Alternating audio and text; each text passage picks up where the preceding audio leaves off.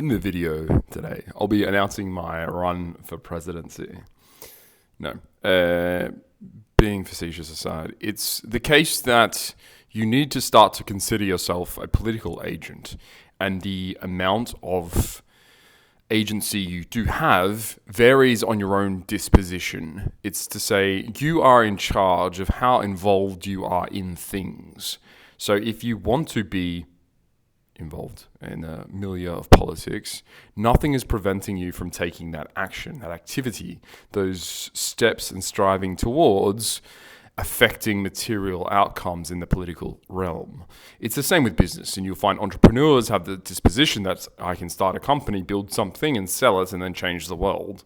Obviously, their notion of changing the world is rather grandiose. But in general, that hubris is something that you're acquired if you actually want to affect change in any meaningful way.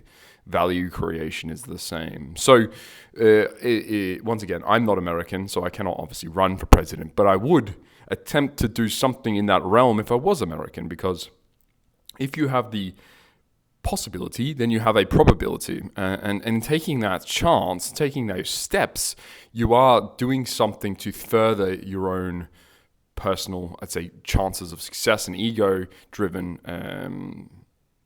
power, will to infinite power. But also, hopefully, if you're watching this channel, you're someone who actually engages with ideas, topics, and policy in a way that would result in what is, I'd say, good directional progress rather than malicious or malign progress. So in that way, I think it's important that we try to build and plan our careers or our lives around what are the grand tasks of our time, and how do I make sure that I'm involved in actually implementing and crafting and generating and shaping those things. Can I be a man in form enough and with enough opportunity, luck, skill, guys, whatever it is, to become a Caesar? Is that something that's possible for me? It's very difficult to not be Roman and try to be Caesar. So as I said, and not being an American is a massive handicap to anybody out there who has ambition like that. But if you are American, then it is something that's possible for you. It does require some things. So I think particularly, and step one is always a plan. What is it exactly I'm planning to go towards? No strategy will survive contact with an enemy, but at the same degree, having a strategy allows for the implementation of groundwork directionally toward the goal. How can I perceive of my first education, or is it my actions and abilities around engendering myself with skills or techniques, putting myself in form to actually accomplish certain levels, certain steps on the way to this goal? That means, what is progress and defining progress? What is the plan for me? What exactly is it about my life that I can engineer towards this thing? Because with a strategy, with a plan and a goal, it's much easier to back solve. You can start to holistically guide yourself in that way. So the skeins of your fate become much clearer around what's possible. And in doing so, you can at least formulate and try to harness that destiny that's speaking, that's calling to you. These are the things we would call progress towards that. And once again, I do feel as if politics is the highest political, the highest actualizable realm in the Nietzschean sense of will to power here. No longer is it worthwhile really to aspire to greatness in the realm of capital. Capital has lost its luster, ironically enough, through the way that capital deployed into politics has corrupted it to a degree which is actually consequential enough to not be salvageable.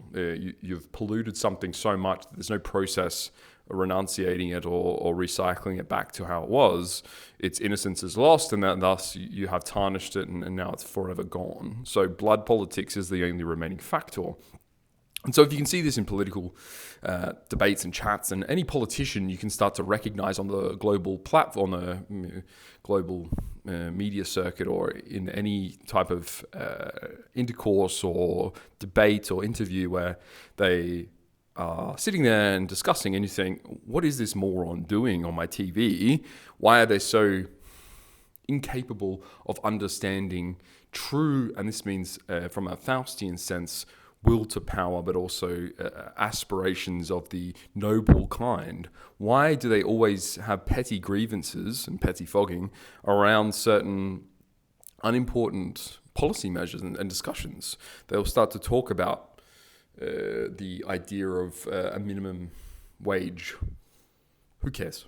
Honestly, at this point in time, this is such a meaningless topic. It's so contingent on so many different factors that are outside the realm of policy making that it's really just lip service to what is a historical idea around trade unionism and the establishment of a qualification, certification level of wage and salary. So these type of topics are meaningless, are unimportant. What we really care about is obviously much more directed towards public policy which influences political destinies. How do you make the American global empire greater and greater and greater? How do you aspire to grow it prodigiously through certain mechanisms? And this could be around interplanetary exploration. It can be around the development of the fission reactor or thorium as an energy source, or around furthering AI to a infinite scalability. So this for me is the crux of why politics and why, or what the methodological format it should take for you to combine your idea of a Faustian destiny with this obsession with techniques, and then knowing that we're in our late empire stage of the Western man of the Occident. So embracing all of these ideas at once and saying, how do I play my part? What's my role here? And how can it be the fulfillment of all of these manifold variables in a way that actually becomes? It's not enough for you to have the ability and then, or the talent and the aspiration, but do nothing with it, because that's obviously a waste, but it's also, I think, a crime in many ways against your own soul. You'll have this crying out and this rebelling of your soul against yourself. Being unfulfilled in that way is just not acceptable. There's no other way to put that. You are, I'd say, languishing and derelict in your own duty. And duty in this sense is to both yourself and to everyone else who's counting on you. If you see these politicians, they are fucking dog shit. Truly, the West has produced some of the greatest men in history. But at the moment, the level of political acumen is basically zero. I haven't found a single politician with aplomb in understanding both the social wants or the populist pools. What is it that the crowds, the masses would actually respond positively to? How can you be affable but also be incisive? So bringing to bear what is this amiability like Trump does with an idea around and a vision of where you want society, where you want the West to go. This is why Trump is actually the breath of fresh air. For all his failings, and there aren't many, and once again, I don't have the valence of complete understanding of his policy and agreement and concurrence that everyone else does. I would say Trump is the best thing. All his decisions are the wisest, and but he does what he wants, which is the defining factor around the previous administrations, particularly in America, because we only really care about America, is that they just acquiesce to so many different money politics pools that there ends up being this neo-conservative, neo-reactionary, neo-liberalistic sphere, which has no actual direction, just a morass that slowly trudges along. Now you have a definitive man making definitive decisions, and in that you have the catalyzation of society both toward and away from him. This is how the Caesar works. It pulls together a certain crowd in a popular way away from the masses. So there's a crystallization of this subset, this sect of people. And in this, we're actually fulfilling what is our own version of post-decline greatness. You have Caesars which are able to achieve things that are never thought before possible just by their own individual will and power. So for me, I think that speaks to what you can actually achieve both by yourself and as a team on the allies here against your enemies. You're defining both of these things as we go organically. Our enemies probably are people now that sit next to you day after day after day, not wanting or wishing or willing for anything, any more change, any more progress, any more technological incline. Because when we think about how we understand progress as a concept, it isn't this ethical, moral principle which the Anglo has tried to communistically almost arrive at and then and disseminate to the globe. You now have to behave like this. There are obviously clearly instances of the Anglo's ethics being superior to the Fellaheen. So going to India and stopping sari, going to China and stopping torture as a base case for many of the political captives and cannibalism and things like this. But in general, we think now as morality is this post-progressive subjectivity around, well, everyone's feelings count more if they're a minority or there's some other thing. We can stop this. This is just something that's been the zeitgeist for no other reason than it's the only thing we think to focus on, that we think and perceive as progress. But a Caesar will stop this and just resume what is their own idea and their own ideals. Now, you have to do this pragmatically. You can't live in a idealized reality or some halcyon, idyllic, nonsensical utopia, but you do live in the reality of, I want to change the world to be reflective of what I deem valuable. And value here discussed is very Schmittian, as we've defined things that we want that are worthy for us. And in doing so, it becomes very easy to see how a Caesar can guide that towards it. So when I run for president, not me, you, when you run for president, you're going to say, I want a plan. And my plan is that in 25 years, I'll be in the realm of possible presidential candidate, whatever that means at that time. Whether there's a disestablishment or the constitutional amendments or whatever have you, legalistically, juristically around the construct, there is still going to be the idea of a sovereign. The title is meaningless. The performance is meaningless. What we care about, not the dressage, but we care about the man that makes the decisions in the extreme, in these exceptions, and deciding particularly around the totality of the West. I'm making the West go this way where I point. This, to me, is what you should aspire and to be, and you do that with a plan and a strategy to get there. I would say you'll probably not reach it until earliest as a man in his mid-30s, unless he's been bestowed it to him by his father or some relative. But in between your 40s and 50s is probably a realistic timeline to build up enough support, power, provide the population with an idea of you. So going out and marketing yourself. All of this is very much marketing. It's why Trump is so good at it. He's an ultimate marketer. You're marketing and selling yourself. And so you have to have people both fathom you, like you, and then want to follow you. And ultimately, and this goes into maybe a Machiavellian principle here around or even the allies and friends, like the allies who are following you, your friends, have to be unto death. It has to be something where they're so convinced of your divinity, almost, your beneficence, that they're willing to follow you until the ultimate end. So to say, if it comes to violence, they'll stand up for you. If it becomes sacrifice, they'll sacrifice for you. This is the only way that that's going to be possible.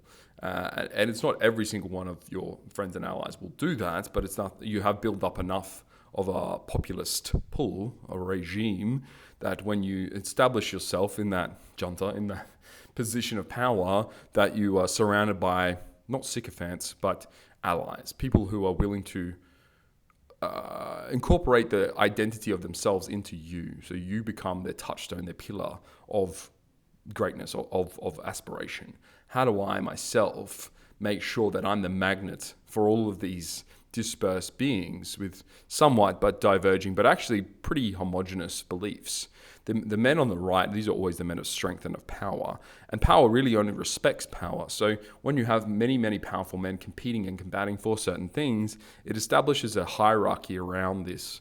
But we all genuflect, to some degree, someone above us. You'll have radicals all the time, and I can probably consider myself more of a rogue than most.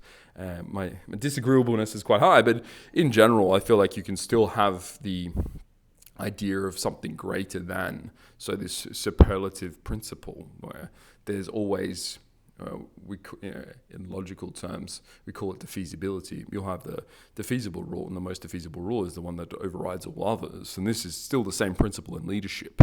It's the greatness aspect of why did everyone follow Napoleon unto death?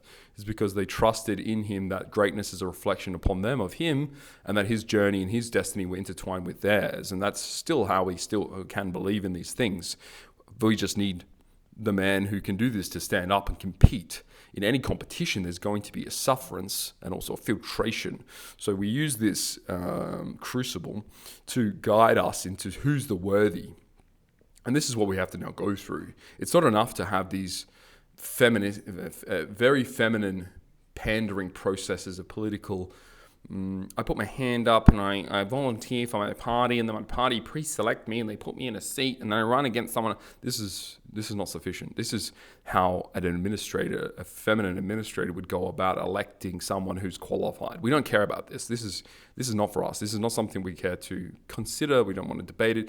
It's different with Trump because he stood up and went, no, I'm running and I'm going to be the next president. And then he was. There was no kowtowing to a myriad of, established or entrenched bureaucrats. There are obviously he's paying lip service and is ingratiating himself into certain sects of the Republican Party to do this. But in general, you could feel that it was a much more roguish and you say unprincipled, but out of the ballpark candidate in his wild card almost status. We reveled in the idea that there was a third way, an alternative to this uniparty system.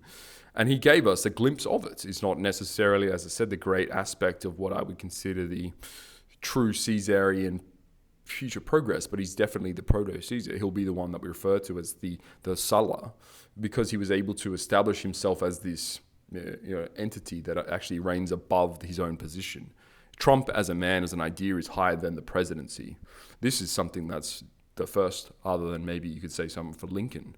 So for me, I think that that's probably the primary aspect of how you should consider your life, and when you design the ambit and the scope of what you're doing and why you're here. If you were an American, it should be to try and be president or sovereign or the leader of your entire country.